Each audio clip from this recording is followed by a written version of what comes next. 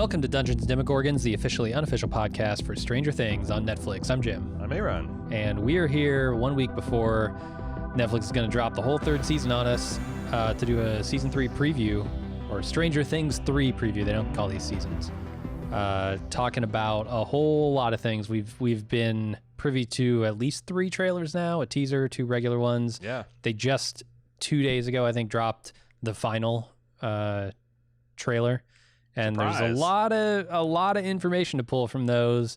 We're going to kind of go over all that stuff, maybe make a few predictions, talk about how excited we are, maybe for Stranger Things 3, because I don't know about you, but I'm very excited. You know, when we were doing our preview preparations, a couple of topics kind of jumped out at us. Some things that seem to be like deviations from previous seasons or themes that they're continuing to develop. For example, one of the big changes is this is going to happen in July, the summer of 1985. Every previous season has happened in the Halloween period, like when the frost is on the pumpkins and things are getting colder. And that's obviously a big change. Also, themes that they introduced last season, that the stranger kids are getting older. They're starting to have hormones and more adult relationships. They're starting to change, and it's threatening kind of the group. And interestingly, this season, it seems like the town of Hawkins is kind of growing up along with them, because there's a lot of excitement over the new Starcourt Mall. There's this kind of a sleazy small town mayor that's pushing that through, and there's protests in the trailers. We can see the citizens not sure how they feel about how this is going to impact the mom and pop shops. Then there's also been interviews with the cast and crew that have stated that this season is going to be a lot darker, and it's going to be influenced more by veteran horror directors like John Carpenter, David Cronenberg, and George Romero, than more of the Steven Spielberg, E.T. kind of, scary but child-friendly ways of the past. So I thought maybe those are some topics that we could delve into. We've also done a lot of background research into the pop culture hits that were relevant in 1985. Yeah, songs, movies, things like that. Yeah, because we know that those influences tend to work their way into the series as well. Yeah, in my rewatch, I was actually surprised at how many of those songs and stuff show up in that season. There's stuff that came out maybe a little bit after, or just slightly after that season takes place, that they kind of anachronistically throw in there, but they work thematically. So there's stuff like that too in this season. They tend to, especially on music, color outside the lines the most. But yeah, But yeah, then you got there's also some really big kind of event movies that are very tied to this period that might be influenced on the season more than most. So I thought maybe we could start off with summertime. What, Jim, is the thing that jumps out to you in moving the setting from late fall to early winter in the Midwest to July 4th weekend of the Midwest? No jackets. That's the biggest thing. These kids aren't going to have jackets this year. You get rid of all those puffy jackets. Tank tops. We're gloves, talking about relaxed shorts. Hoodies. Get them out of here. It's all tank tops and short shorts. That seems important. No, it doesn't. Actually, before we get into this, let's say spoilers. Everywhere people might consider a lot of the speculation we're going to do based on trailers spoilers, because there's a lot to go on here, frankly. They've released kind of more info with that final trailer than I thought they would. Final trailers gives away a lot of plot points. Yeah, pretty big ones. Though they keep some things obfuscated. But we're going to talk about all of that stuff. So if you consider speculation on trailers, spoilers. Cast and crew interviews where they give a little bit of tidbits here and there. Like I said, there's no production leaks. We haven't seen any advanced episodes. We haven't seen any, these aren't behind the scene type of things that are influenced by and large. It's just informed speculation. But, if you want to go in completely uninfluenced, just your own thoughts on the trailers, then turn back now. Come back next week when we do when we start marathoning the whole beast. Yeah, when there are no spoilers to be had, because it's all out there. The whole thing's out. So number one biggest thing about summertime, I think, is the fact that, and it seems a weird setting to put what is supposed to be the darkest, scariest, monster threatening season set in the summertime, because we know these things just like heat. That's how they resolve the whole final conflict between Will dying and the mind flare being inside of him with heat. Yeah. So since it's summer, how are the monsters even going to come back? Like, that's my biggest question. Yeah, it's interesting because like they've always made it like a plot point that the reason these things keep happening to Hawkins around this time is because it's almost like the climate's finally no longer hostile. It's like it's the opposite Predator, like when Predator always make a play, this is the hottest summer on record, and it draws them. Well, these are the anti-predators. So now I grew up in central and southern Indiana in July, and it's hot as fucking balls usually. Not so much this year, it turns out, but it's common to get into upper 90s in both temperature and humidity. And it's also going to offer a little bit different of a tonal palette. Like, summer in Indiana is rich in blue skies and lots of green, lots of corn shoots. I wonder how much corn we'll see. Because that's like growing up in Indiana, it's like you don't have to drive far outside of any major city, and it's just cornfields and bean fields. And, Hawkins would have those things just outside their city. You would think so, yeah. So not just the metaphysics of the world are changed here, that like somehow these things that prefer cold are getting out in the summer, and maybe we got some ideas for that. But also the other thing that's a big change is, a lot of the rhythm from previous seasons involved like the boys, they're in middle school season. You can't just take off like a couple days off you have to invent reasons. Like you have to just pretend to be sick, and then your other buddies, can they get away with it? And it kind of puts a damper. Whereas in the summertime, kids have a lot more freedom. And it seems like maybe the adults, like typified by the Miss Wheeler, she's got her eye focused on other things. So the kids can plausibly spend go out at 8 o'clock in the morning and not come home till 10 o'clock at night, and nobody bat an eye. Except maybe for Will, because like Joyce, man, she does not let him out of her sight, basically. Oh yeah. After the whole, mind flayer event, I can't imagine that's going to get any better. Yeah, that would make sense. It seems like it's possible that Will might. I feel so bad for Will because in the first season, he's out of commission in the Upside Down most of the time. In the second season, he's out of commission with the mind flayer inhabiting his mind. In the third season, it looks like he moves away. Yeah, there's, we're part of this. He never gets to participate in these adventures. Yeah, I wonder, because I also saw some pre-season chatter from the showrunners saying that they wanted to give Will a break. Like they didn't want him to be as tortured as previous seasons. But I mean, maybe they literally mean he won't be in a cocoon of snot in the Upside Down for all of season. Or being literally burned with a hot fire poker by Nancy. Yeah.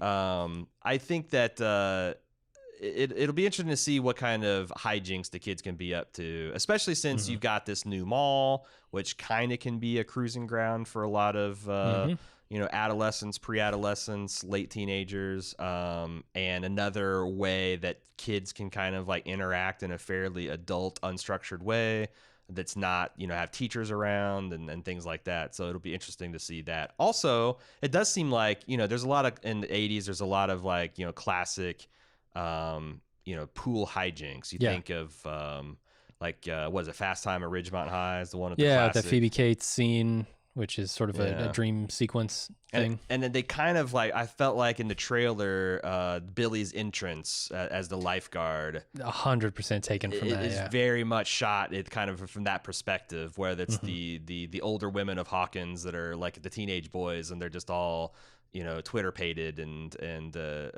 captured by this youth's beauty.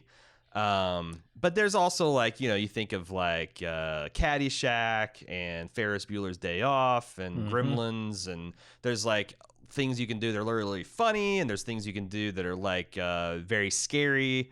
Like, thinking of like what you could do, like Gremlins, like Stripes jumping in the pool at the end, and how kind of like horrific that felt. Like, could there be something to that? Especially since it seems like Billy is going to end up on the wrong side of some upside down equation. Seems like it. Before we move on to Billy, because I definitely want to talk about him. So there's an episode we've got all the episode names here. This might be considered slightly spoilery. There's an episode called "The Case of the Missing Lifeguard," I think, and in one of the trailers you can see one of the lifeguards that walks past Billy is kind of being sucked in the upside down. It always seems to happen around like pools, bathtubs. There's some connection with water. We know that that sort of void space has like a floor mostly of water. Right. It's interesting to me because it evokes like Barb, right, getting killed in the pool in season 1, and you got that whole thing going into this summertime, so could be interesting. I also think it's cool. There's also an extended sequence that looks like it's at some kind of festival. Or carnival, like a carnival, yeah. Which is also a big part of the Midwest. Like apple butter festivals, squash festivals, harvest festivals. Like we don't need much of a reason to throw a random damn street festival. Get some carnies out here with some maybe unsafe rides that are charged way too much money. They got a Gravitron. Nice. Get the vomitorium fired up. But it's another one of those environments that like kids can hang out with. But it's also very bright and fun, and there's like a cool lighting aspects, but also at nighttime it can be kind of menacing. And we saw there's a sequence in one of the trailers where you see this guy with a silenced pistol like creeping through a hall of mirrors, and it's just another place to have a really cool action set piece. Like clearly it seems like there's a lot more government attention like last year, or like not even government attention. There's a lot more people than just like Hawkins Lab or like some random there's people that are after 11 and trying to investigate the truth and what's going on here at Hawkins. And I think that's the thing they've kept most in the dark when it comes to trailers is what's going on. Is it like someone trying to reopen the portal? I know there's some stuff in season 2 where they talk about Russians. Like what would the Russians do with this, right? Would they be containing it? Or would they view it as a mistake, or would they open it wide up and welcome the monsters in? That might tie into season 3 somehow. Yeah, I saw when I was looking at some breakdown threads in Reddit that someone had asserted, I don't know whether this is true or not, although I'm somewhat of an expert since I just got done watching Chernobyl. But someone mentioned that the gas masks or the chemical containment suits, the hazmat suits, that there's an experiment involving some kind of weird reactor that gets out of and starts vaporizing people. That someone identified those hazmat suits as being Russian in origin, and there's speculation that the Russians are investigating this portal technology, because if you recall, like in the first season, one of the things 11 was sent to do was like to astrally project herself and spy on a person who's speaking in Russian. Yeah. And this is at the height of the Cold War. So if the Russians can detect that the Americans are doing this, then it makes perfect sense for them to be experimenting, and maybe it's shutting down the lab in Hawkins is not sufficient now that you got the Russians trying to reopen it. But also there's this line in the trailer where it sounds like the entities of the Upside Down are speaking through some sort of human host. Yeah. Where it's like, you brought us here and then you tried to shut us out, but it's not going to work. Okay, now's probably a good time to talk about Billy. Yeah. Because I think that's whose voice we're hearing in those trailers. Yeah. I think so too. Do you want to, so like, this brings us into a general... I think a discussion of like some of the other filmatic influences on this season. Okay. That in there's a behind the scenes book that came out last year called Stranger Things: Worlds Turned Upside Down. You can order it on Amazon or wherever you get your books. One of the co-creators, Ross Duffer, one of the Duffer brothers, says this about season 3. Because we're inspired by John Carpenter's The Thing. We're inspired by Cronenberg. We have a little bit of George Romero vibe in there as well. There are horror movies and horror masters that we haven't really paid a tribute to as much in previous seasons that we're definitely going to try to get into this season. So let's continue with our discussion of Billy, because we think that he's kind of the nexus of some of these influences. Yeah, it seems to me, based on the trailers, that something is going to infect Billy, obviously from the Upside Down, and transform him perhaps into one of the monsters, into a Demogorgon-esque sort of creature. Yeah, we saw him like there's a scene in the first trailer where there's like some sort of corruption on his arm that he's in a shower trying to wash off. Yeah. And and then you see a sort of transformation in a hospital hallway later. Yeah. And maybe we like these influences they're talking about, like David Cronenberg, he's directed a lot of kind of weird body horror type movies, but the one I always think about is The Fly. Yeah. Which is about a scientist that's investigating interdimensional portal technology, and in an experiment, his DNA gets crossed with a housefly, and he just starts to undergo this disgusting, like, dehumanizing transformation. And there's also a little bit of John Carpenter's The Thing in here. Yeah, it's a creature that can transform into just about any other form, certainly any organic form. Yeah. You could almost say, like, oh, combine that with sort of the zombie stuff with Romero, and you might get like a combination of the two things, right? Like some humanoid looking possessed people, sort of like Will was last year, or last season.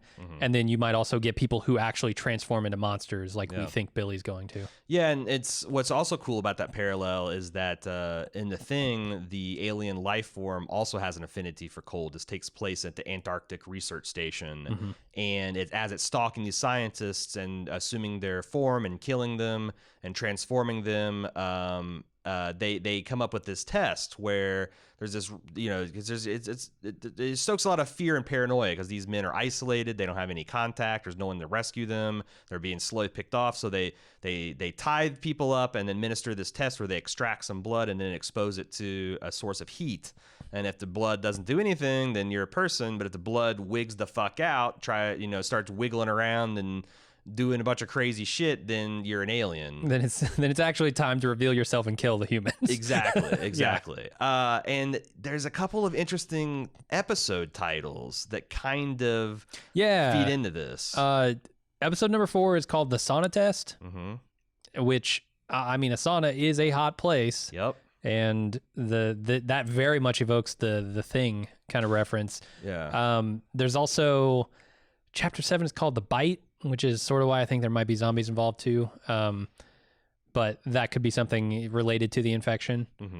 Yeah. And this, like the sauna test, it's really easy to see, like, because there's also the episode before that's the case of the missing lifeguard. So, like, Billy somehow gets infected.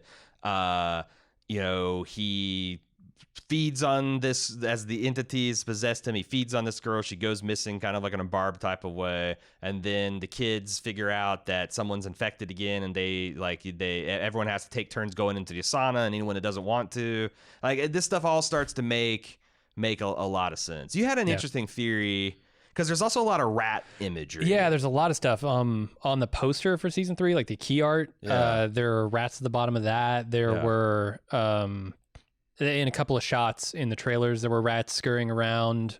It seems to me like maybe there's something to do with rats here.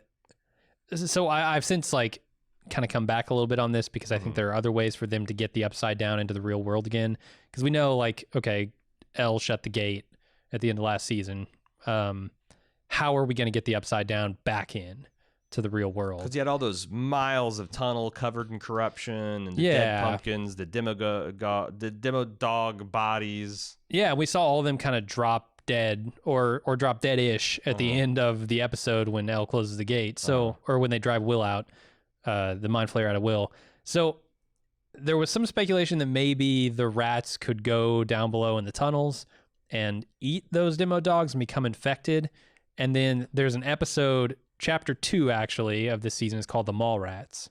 So you could see a scenario in which maybe the infection spreads from the rats to the humans, like Billy or someone. And maybe that's the way it comes back in, but there's also the possibility that the mind flayer is just out there still. Yeah. And I think that's actually the more likely thing for the bigger threat.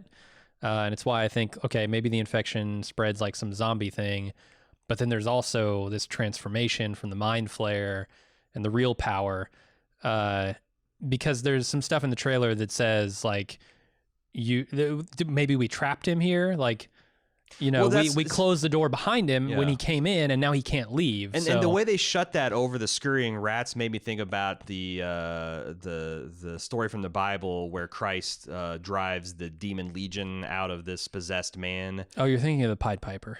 Yes, exactly. Yeah. And Jesus stole that in his parable. He did, yes. Where he cast a demon out. His name is Legion because there's this guy's full of demons. Yeah. And not having a host, the demons entered into his herd of swine and then, forced them to go throw themselves into the sea, killing them, because apparently that's how demons do. Yeah. And I got that sensation that, like, as the voiceover is laid on, that, like, they drove the Mind Flayer out, but now it, like, maybe it entered into this pack of rats. That rat's going to go to the mall and then it's going to find a suitable vessel. And unfortunately, that might be Billy. There's also a lot of something you pointed out. There's a lot of emphasis on this new Scoops Ahoy job that Steve's got. Lots of people eating ice cream. A lot of people eating ice cream. It makes me wonder if there isn't something in the ice cream. Right. And this could be tied up in like some Russian plot, or like, because at one point you see Steve getting an injection in the neck. It looks like it's forcible, like he doesn't want it. What's that all about? Yeah. Because if it's turning Billy, no problem, how would it not be able to do that to Steve? And how would they have a cure for that? I don't know. This is what I mean when I say, like, this is sort of the most obfuscated part in the trailers and the part I'm most interested to see. Well, one of the movies that came out that summer, which I think, and you can see in some shots, is actually on the leaderboard of the Starcourt movie, is a movie called The Stuff.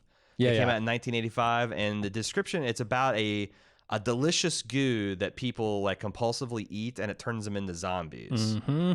It's pretty easy to map that onto soft serve ice cream or frozen yogurt or whatever Scoops Ahoy is slinging. That would also be a fun way to put Steve kind of like right in the middle of this nexus. So yeah, and then as you said, there's also on the coming soon section of this movie theater, A Day of the Dead. Yeah, Day of the Dead's like a special sneak preview. Right. Yeah. And the 1978 not prequel, but the movie before that, Dawn of the Dead, takes place almost entirely inside a suburban mall. Yeah. As zombies are descending on it, and as you mentioned, the penultimate episode is called The Bite, and then the final episode, the finale episode, is called The Battle of Starcourt. And you can see, there's some, from the movie or from the trailer, there is the last trailer. There's some kind of big standoff there at the mall. Now, they shot it to where it's like, because, like, we see there's this singular, giant, disgusting Cronenberg beast that's unleashed in the hospital that may be Billy. I think they want you to believe that that's that same thing at the mall, but it could be that maybe somehow the Mind Flayers turned the citizenry at large of Hawkins, maybe through the consumption of ice cream, into zombies. And I wouldn't put it past there to be some kind of, like, just all-out zombie homage battle. I mean, if the Russians are trying to, like, reopen this gate, or whatever, and they've somehow embedded themselves in society here, I think it's totally possible that we see almost a red herring of, like, a zombie infection going around, and then that isn't the real thing. It's more about the Mind Flayer. Because I mean, I don't think it's such a big deal for Elle to fight a horde of zombies. Yeah, I do think it is a huge deal for her to fight this Mind Flayer again out in the real world instead of just closing this gate. So I'm kind of thinking that'll be the case. But it'd be really cool to see this Starcourt Mall end up with a full-on zombie attack. Yeah. Like, that's kind of the thing that they did with malls in the 70s and 80s, is they, in popular culture, they were all about consumerism and how it's just like this non-thinking mentality of just going and buying the newest thing because it's new. It was very much a very apt comparison to this zombie-like state. So I could see them leaning pretty heavily on that. So that might be a nice pivot into another topic, which is this season seems to be centering on, like, changes and endings. Yeah. Because, like you said, this mall is a big change for Hawkins. Previous to these seasons, they showed that, like, Hawkins had a thriving downtown with, like, mom and pop stores. In fact, Joyce famously worked for one where she's trying to bum advances from the owner because she needs a phone so she can keep the line open to find out about Will. It seems like there's a lot of scenes of the citizenry of Hawkins protesting this for that very reason. Like, don't run mom and pop out of out of business. It's funny from 2019 where malls are all but dead in America, and they've been killed by Walmart, and then Amazon is now trying to kill Walmart. Just to see kind of like where the landscape is, but that this is going to be a big change coming to Hawkins. It's not going to be the same. There are going to be mom and pops that go out of business, and that does seem like it has the effect of driving out Will's family because Joyce got no place to work. Yeah, it seems like at least at the beginning of this season, it's going to be sort of a scattered group. It doesn't look like Will's going to be around, at least in the early goings. I think we see him later. But also Dustin is kind of just out at summer camp, at a science camp, doing his own thing. There's a lot of change within the group, just the dynamics of it, right? Like you've got Mike and Elle paired off. You've got seemingly Lucas and Max paired off. Dustin's been paired off with Steve, I suppose. Will's completely absent. So like, I'm interested to see how they address that and how importantly, like they do season after season, bring these groups back together. Yeah, because they always have this 3-pronged approach with the adults, the teens, and the kids. Right. And I want to see how they arrange that. Well, especially because, I don't want to move away from the kids, but like, the older kids are like Steve, this last summer before he goes to college, I think if he does choose to go to college. If he can write that entrance letter, if he can finally application get that letter. And like, Nancy and John, like, what does Jonathan do after this? What does Nancy do after this? It looks like that they're meeting with it's like some kind of journalist at the Hawkins Herald, or I forget what the exact name of the local newspaper, and that's going to be a big theme this year. But like, something kind of poignant about the opening scene from the first trailer where the kids have all surprised Dustin with like this big home, and then it seems like that same day they go out to erect this massive science fair type project, this antenna that, what do you think that thing's going to do? Like, what's it supposed to do? What does it actually do? So there are many things it could do. A lot of people have speculated, Dustin met someone at camp and he wants to communicate with them. But I don't know why all his friends would necessarily help him with that. Because it seems like they're all excited about it. But then... Yeah, but we know that Will's probably going to be gone, right? So maybe they're putting this antenna up to communicate with Will because walkie-talkies have been a huge thing for them. Right. Or maybe it'll also be... like it'll be like he's invented an early form of cell phone. He's essentially made a cellular network with only one cell tower, and all the kids can stay. So it'll be kind of like, how will they be able to stay in contact believably? Here's the thing. It could be, I've heard some speculation it's like designed to maybe boost Elle's powers. But there's a melancholy scene where like whatever it's doing, everyone kind of like, as dusk falls, everyone's going their separate ways. Like Elle and Mike go run down the hill, and then Lucas and Max, and it leaves kind of, whereas before they'd all be kind of working together and they'd be playing D&D in the basement. Like, Dustin's kind of dejected that everyone's leaving him with this science fair project. And there's even a line by Will from their trailer, not Will, Mike, where it's like, what did you expect? We're all going to stay in my basement and play games the rest of our lives, or something to that effect. Yeah. Like, these things are changing their friendship circle. I want to tell this kid, look, pump the fucking, but you're not even 15 yet. Right. You got some time before you have to split up the gang. You're a man now. But that's the thing that, romantic relationships change dynamics within a friend circle, and they can't help but do that. And I think it's kind of cool to see how this is going to do. Also, shopping malls, like we talked before, and these carnivals are going to give them a chance to kind of like interact with each other in new ways as well. I don't know. There's also a lot of like, one of the big movies this year was Goonies, the 1985, ended up being a mega hit. Which we saw Sean Astin from the Goonies last season. Last year. There's already kind of a tight coupling from the casting. There's a lot of clear parallels here because like the whole plot of the Goonies revolved around is the end of summer, and there's this tight band of group of these young boys called the Goonies, and there was this real estate developer buying up the neighborhood and forcing all their parents to move out. So you have this economic anxiety threatening the social group. There's also girls being added to the mix, and how do we feel about that when my kid brother kisses the girl I'm sweet on, or mouth is falling for the weird alt girl? Like, how's that going to change? And there's this like really kind of nice thing about how this all can change friend groups. And of course that had a happy ending, you know. They found the pirate treasure and they got their family out of debt and Hawk. What's that going to look like with the Stranger Kids?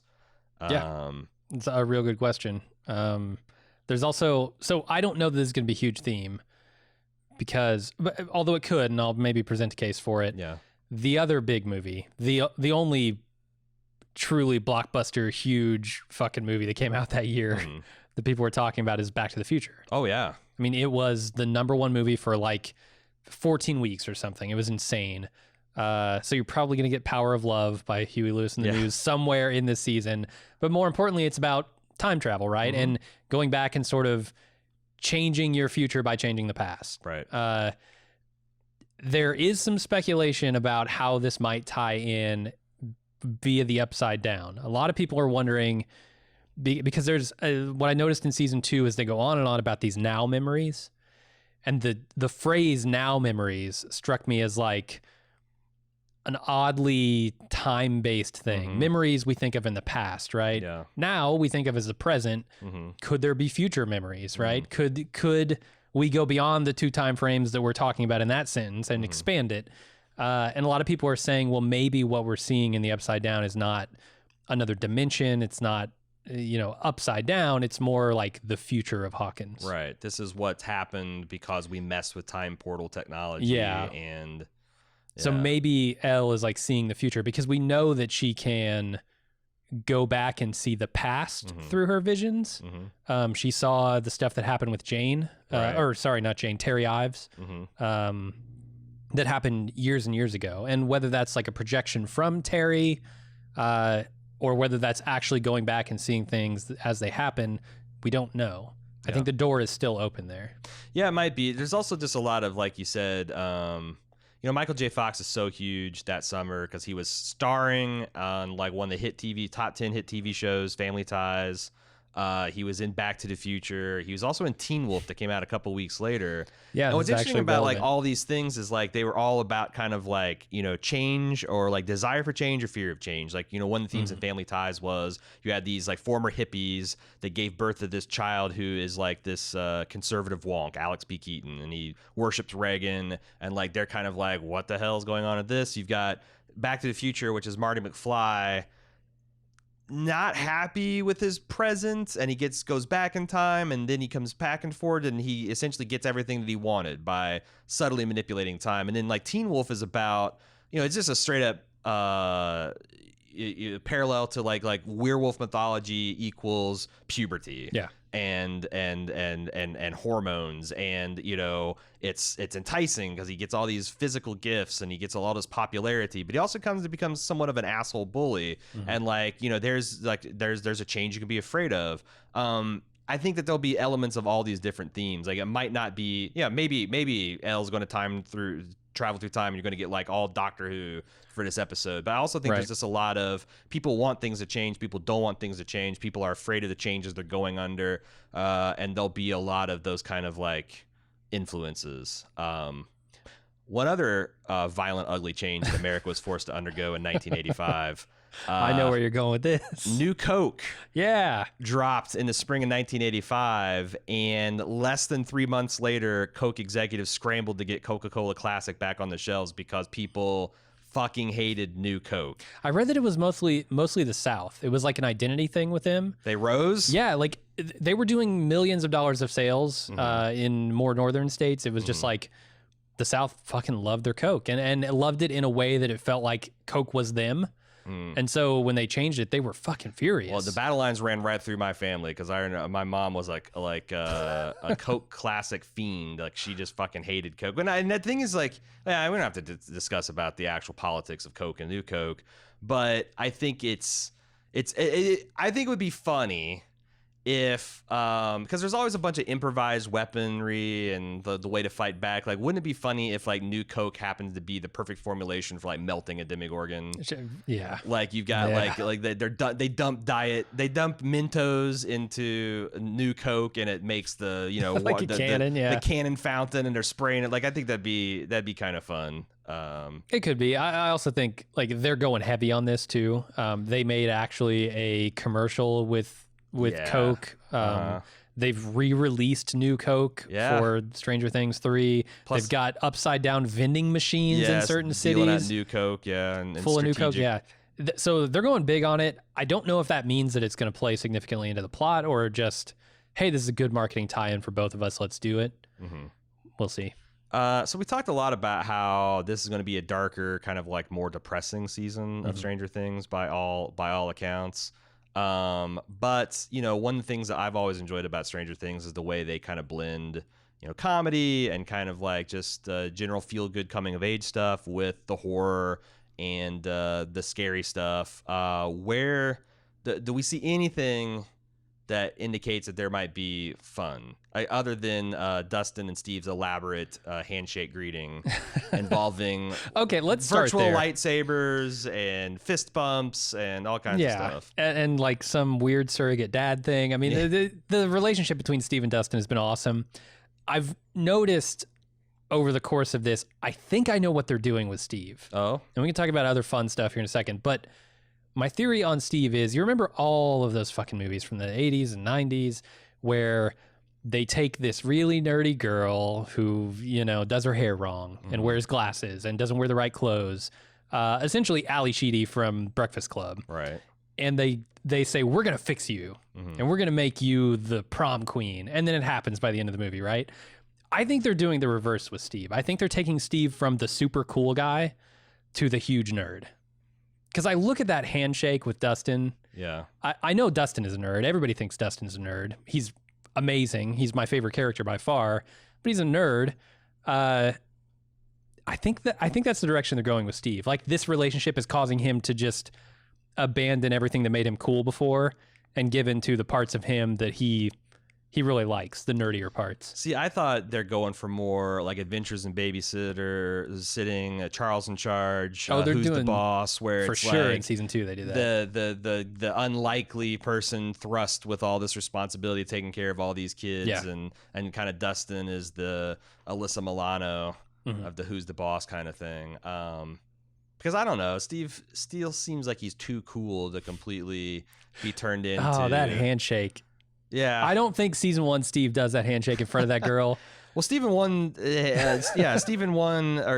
Steve was like just a fucking villain. So there's a lot of changes they made to his character. But I do think, that does seem like a fun thing they could do. One thing, like, if you look at the 1985 pop culture landscape, is that like traditional horror was kind of like the slasher type horror, like Friday the 13th, Nightmare on Elm Street, were grinding themselves to a halt. The first Friday the 13th, the part 5 was the first one that did not make money. In fact, it was a box office bomb. But there are a lot of, like, for lack of a better term, horror comedies like Return of the Living Dead, Reanimator, Fright Night, that had a lot of commercial and critical success by being scary but also quirky and funny and weird. Like Return of the Living Dead is like almost a parody of zombie films. And there's also that at the same time, over a 2-week period, there's like 4 different like strange science sort of comedies that came out. Weird Science, Real Genius, My Science Project. And they all involve like this band of losers. Like, if you haven't seen it, Weird Science is about these 2 kind of loser nerdy guys that create this perfect woman who then teaches them essentially confidence and how to be assholes, really. How to be assholes, and they get the girl, and they don't learn a damn thing. They become slightly less shitty versions of themselves. Real Genius, which is like a pre-Top Gun Val Kilmer, who's this absurdly good-looking and charming physics student that takes these other nerds under his wing, and they defeat the CIA and thwart their Star Wars laser and expose a corrupt professor. I think there's going to be a lot of nods to these kind of like, nerds getting up to no good and kind of having fun doing it. You see that like big elaborate science project. Exactly. Antenna looks like it's going to be a nod to that. That looks like it's going to be pretty cool and kind of lighten. There'll be enough heart and humor to lighten the kind of overall darker tone. There's one weird choice I think that they're making with this season. I think this was in an interview with the creators. They said the Duffer Brothers said they wanted to get into a lot of Fletch Yeah. stuff this season, and like I've seen that movie. I just watched it last week to kind of do some prep when I saw that. Yeah, it's been a while for me. But I remember it, like Chevy Chase I thought was good in it, but Chevy Chase is just a charismatic guy. That doesn't really translate to Stranger Things. What is this about? Because I don't see it. So they cast Jake Busey to play this reporter that's described as kind of like a journalist with questionable morals and a sick sense of humor. Okay. And you think about that in terms of Fletch, which is about, like you said, a charismatic journalist who accidentally stumbles upon the story of a lifetime involving corrupt executives and secret marriages and drug running and dirty cops, and is driven by him wearing disguises and adopting these like outrageous multiple personas and kind of running these confidence scams to get a little piece of information that then he can use to make his next scam better. And when that breaks down, there's like an elaborate scene where he breaks into this real estate office and gets chased around by a dog. It's all very funny. And I can see him. And at one point he actually gets the attention of these aforementioned corrupt cops, and they threaten him in the jail cell. And I'm thinking like, man, because especially this guy was a sheriff, and I'm like, it'd be interesting to see this guy, because like you can clearly see this guy who is maybe a conspiracy theorist type guy, like the journalist that Nancy and Jonathan contacted last year. Who I think going is on gonna be back. about the rush. He starts digging into this stuff. He starts getting close to the truth about 11. And like you can just clearly see the parallels. Like Hopper would be furious and would probably threaten this man, and yet also you give Jake Busey's kind of some fun tongue-in-cheek stuff to do, some kind of jackass humor to get engaged in. I think it might be fun. It's going to be a lot more fun than like David Cronenberg's The Fly, for example. But yeah, this guy's named Bruce. You also mentioned like in the latest trailer, or was it the first trailer, where it looks like, because like Bill, we think that Billy's going to be the one that turns into this giant roaring demogorgon type Cronenberg monster. But you mentioned that you saw in the trailer that like Jake Busey's character, this Bruce guy, is also at the hospital where this happens. Yeah, and he's like covered in blood, rough looking shape. Like maybe this is a bait and switch. Maybe they used a sauna test on Billy to drive out the monster, and it goes into Bruce. Yeah, I don't know, but it looks like it could potentially be Bruce that transforms. Yeah. I also thought that, like, when I was doing the research about the pop culture influences, the A-Team was one of the, like, top 20 shows that year. And it came out the previous year. And its whole thing was, like, Mr. T always, each episode, would build some elaborate, like, death machine out of PVC pipe and lawnmower blades and a backhoe, sheet metal and all that kind of stuff. And you also had Data from the Goonies, who was like this walking, like, improvised booby trap machine. And that's always been kind of baked into the DNA, like that MacGyver kind of gene.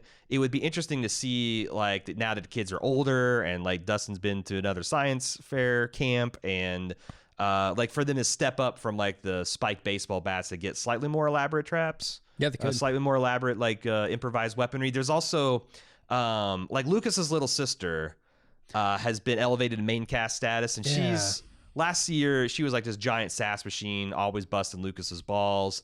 I'm really looking forward to that. But there's also a scene of her like sneaking through like some kind of ductwork, like John McClane, and she's wearing this improvised headgear. Oh, it is the Die Hard shot. Oh yeah. And it looks like that's going to be kind of like the fun, where you've got all these, you've got like a little bit of Fletch in there. You've got some, Michael J. Fox, science comedy. You got some weird science. You've got some Goonies. You got the little sister doing her Die Hard stuff. And that's where other than just the camaraderie of the kids themselves, that's where you're going to see a lot of fun. They're really good at blending that fun and that danger. Well, they also mentioned like a final influence. They mentioned Romancing the Stone and Indiana Jones, which makes me think of like, Indiana Jones and Marion, Ravenwood. It makes me think of Michael Douglas and Kathleen Turner and that makes me think of Hopper and Joyce.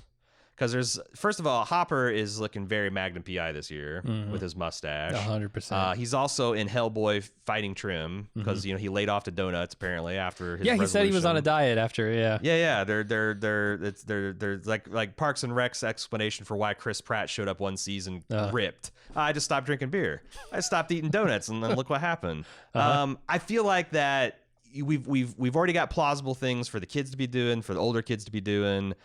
Joyce and Hopper have kind of always had this kind of will they, won't they, and there's a scene of like it looks like Hopper's being stood up for a date. I bet that one of the core things of Indiana Jones and Romancing Stone is like these male and female leads getting together and getting into an adventure, and it seems like they're going to go that direction with Joyce and Hopper, and I'm ecstatic about that because I think Winona Ryder and David Harbour are really cool, and they got good chemistry together, and more of that. Yeah, I loved Bob, but I don't really...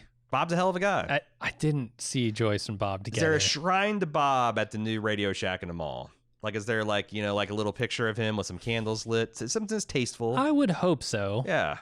Do you think anybody found out that Bob died horribly, screaming on the floor, being eaten by demo dogs? What was the official cover story of him dying?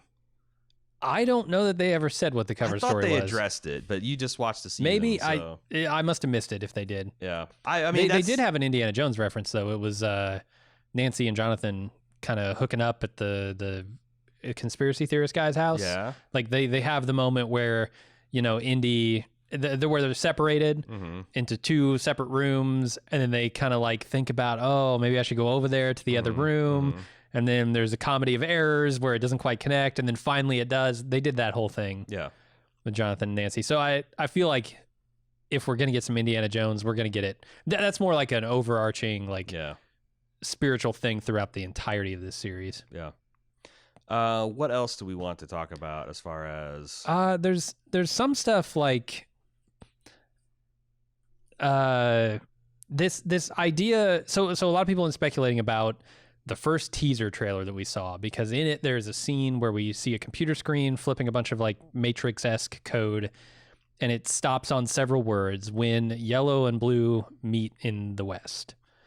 I don't know exactly what that means. However, on the poster for season 3, you can see that Elle and Mike are wearing yellow and blue, potentially connecting them through that statement. What it means to meet in the West, I don't know. Could be a west wing of a mall. We see Elle at some point on a beach. I don't know if that's actually her on the West Coast or something, like going back there with Max, because we know that they're best friends now. Yeah, that's cool to see. They're like, they're doing all the teenage girl things, jumping on the bed and eating ice cream the tainted ice cream. And, that's what girls do. Yeah, of course. Let's jump on bed and eat ice cream. I mean, yeah, they probably do. I don't know. I'm not privy to 12-year-old girls' lives very often. So I don't know what this actually means. There's also a shot in one of the trailers of the clock in the Starcourt Mall with yellow and blue hands. Meeting in the West could mean meeting somewhere around 9 o'clock. 9:45.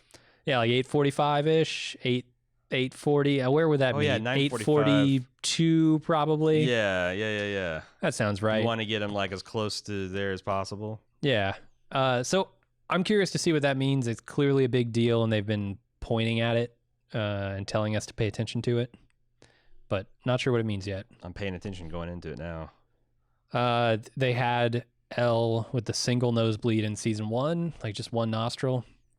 They had the double nostril at the end of last season. I'm not comfortable speculating on what orifice she might bleed from this season. The one nostril, two nostril, 1 ear, 2 ears. Okay. Ears, nose, throat.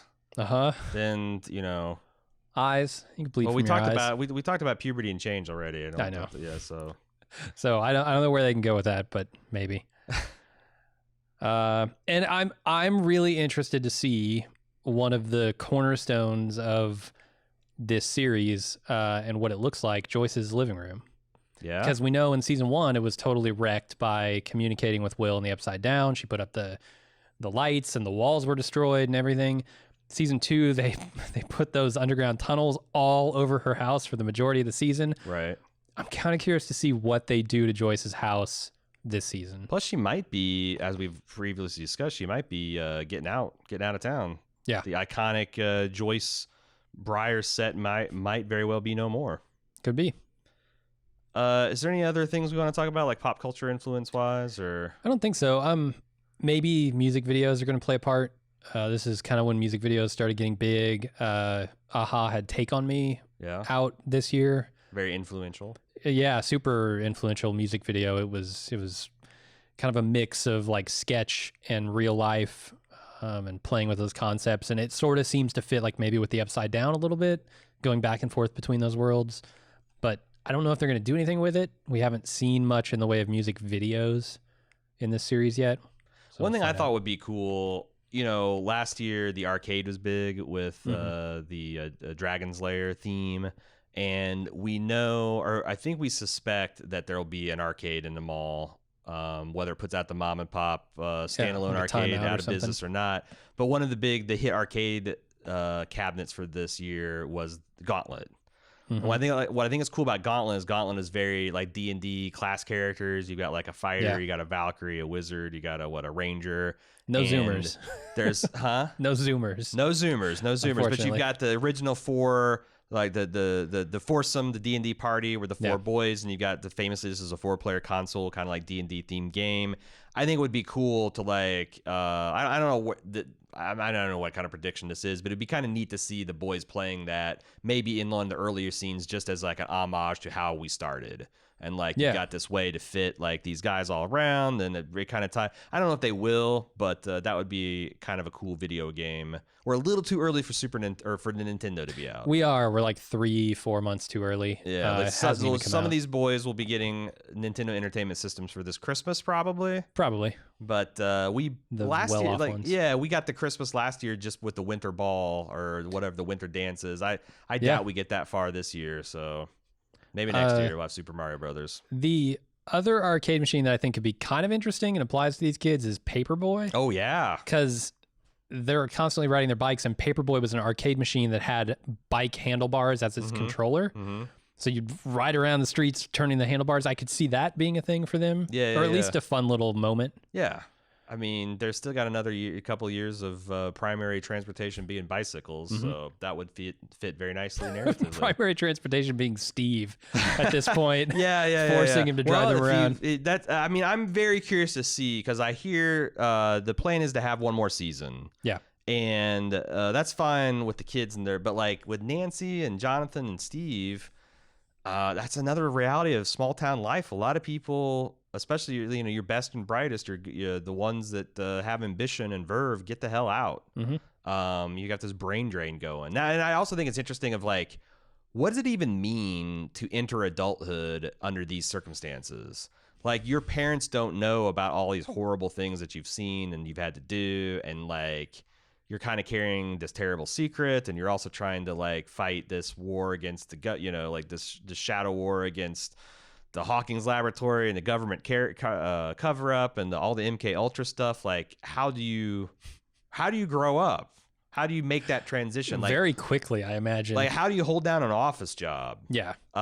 When you know that like an interdimensional portal could open up and change your life at any time. It's like a, fucked way to live your life. Mm-hmm. So that's it. What's our plan for coverage this year, Jim? So, as I understand it, and correct me if I've misremembered, but I think we're going to be releasing 3 episodes. We're going to be binge watching the whole thing, recording podcasts between each episode. July 4th, this thing drops. Which, can we talk about how insane that is? Like, what is Netflix doing? You're dropping your most popular show on a day when nobody's going to fucking want to watch it because they're all outside barbecuing or on the road. But yeah. Yeah, I mean, they'll want to watch it, but they won't. Because they got other shit to do. It's ballsy to take a big popular series like this and just gamble that people will, on the busiest travel weekends of the United States, when everybody's wanting to go out and barbecue and watch fireworks and sit at the pool, that there are going to be enough pathetic nerds like you and me that are going to stay in and watch it on July 4th to make it work. Because like you also, I mean, that's the other thing about the Stranger Things is, Stranger Things is a big event. Everybody loves it, but it comes and goes pop culture wise in like 2-3 weeks and it's gone. Yeah. And if they have underestimated how badly people want to see this. And if people aren't watching Netflix in July, and then the next week there's another 10 Netflix properties coming out, like it is ballsy to do. Because like even HBO on big things like Watchmen, Westworld, and Game of Thrones, the leftovers have typically taken big holiday weekends off, where they just like, everyone's going to be, no one's going to be watching TV.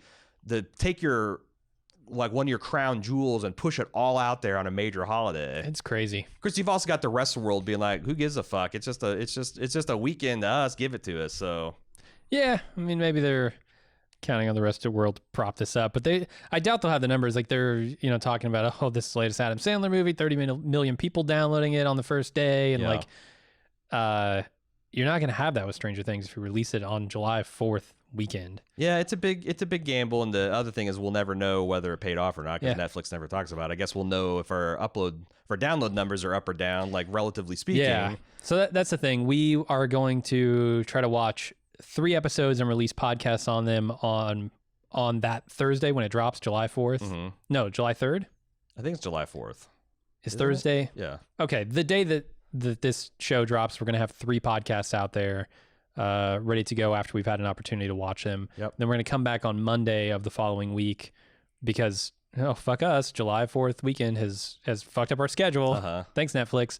And we're going to do another 3, and then I think Tuesday we're going to do the final 2. Yeah.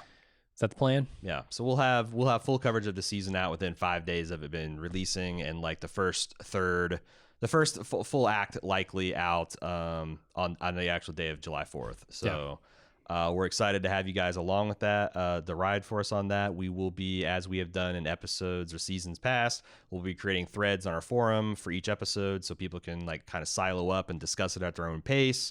That's at forums.baldmove.com. You can also send us email, strangerthings@baldmove.com. Like last year, we're going to save up all that feedback and read it as a corresponding wrap-up podcast after we're done covering the season. And probably take a week off to give people time to like watch it and submit that in. But we will be taking feedback. We will be considering that all at the end, because we're going to be recording these all not out of order, but like out of sequence from you guys is probably listening to it. But yeah, we will be taking feedback through those methods. And so send it in to strangerthings@baldmove.com. I'm very excited. It's been about as long a wait as what we had to watch, or we had to wait for Game of Thrones to come back. I hope this season is more universally satisfying, let's say. I have a lot of faith. Yeah. The first 2 seasons have been some of my favorite television experiences over the last 3 years. I don't know. I might be wearing my #FanBankruptcy t-shirt. Just it never hurts to set your expectations low. Okay, yeah. I mean, set them low, and then the trailers have looked like that first trailer with the Teenage Wasteland and the way it was cut and edited, and just how beautiful. Like Stranger Things has always had a really cool visual style. Yeah. But like moving into the summer and getting that nice warm palette and getting the vaporwave aesthetics of the mall in there and getting the fireworks and the carnival, like it just looks like a gorgeous episode. It looks like gorgeous episodes of television to watch as well. So any other last thoughts? No, that's it. Well, we'll be here a week from now with the first 3 episodes of Stranger Things.